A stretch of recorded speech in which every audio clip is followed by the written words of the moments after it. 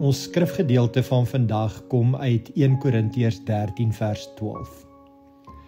Nou kyk ons nog in 'n dowwe spieelbeeld, maar eendag sal ons alles duidelik sien. Nou ken ek net gedeeltelik, maar eendag sal ek ten volle ken, net soos God my nou al ten volle ken. Julle Paulus se woorde herinner ons aan die beperkings van ons menslike perspektief. In die Griekse wêreld was spieëls gemaak van gepoleerde brons of silwer, en jy kon jou eie beeld sien, maar dit was vaag en onvolmaak.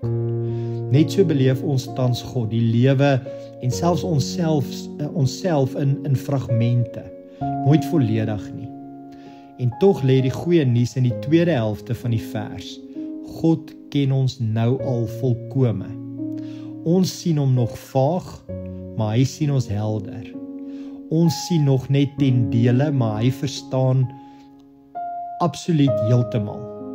Die geheim lê dus nie daarin om alles uit te werk of antwoorde te hê nie, maar om in die rus te leef met die wete dat God reeds die volle prentjie dra. Hy weet wie jy is, waar jy is en waarheen hy jou lei. Ek wil jou vra om saam met my deel te neem. Sit gemaklik, asem stadig in en weer uit.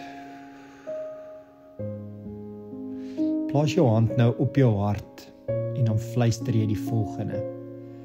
Here, ek sien maar vaag. Sê dit. Here, ek sien maar vaag. Vat nou daai selfde hand van jou en maak hom oop, asof jy ontvang. En dan sê jy, maar U ken my volkome. Here, U ken my volkome.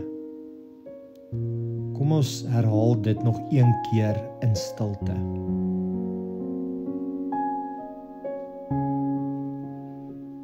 Kom ons gaan net vir 'n paar sekondes stil wees en toelaat dat hierdie waarheid ons binneste kom vul.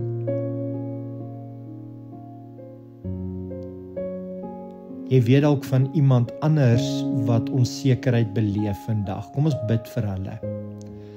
Here, ek dink nou aan, noem daai persoon se naam, wat onseker voel, wat vasgevang is in vrae sonder antwoorde. Ek bid dat U hulle sal herinner dat hulle nie alles hoef te verstaan nie, omdat U reeds die hele pad sien. Vul hulle harte met U vrede en laat hulle rus in U volmaakte kennis van U lewe in ons. Julle, kom ons sluit af met gebed. Hemelse Vader, dankie dat ons nie verlate is in onsekerheid nie. Dankie dat U ons ken deur en deur. Ons vertrou dat wat ons nou net gedeeltelik sien, eendag in U lig volkome helder sal wees. Tot daardie dag leef ons in geloof, in hoop en in liefde. Amen.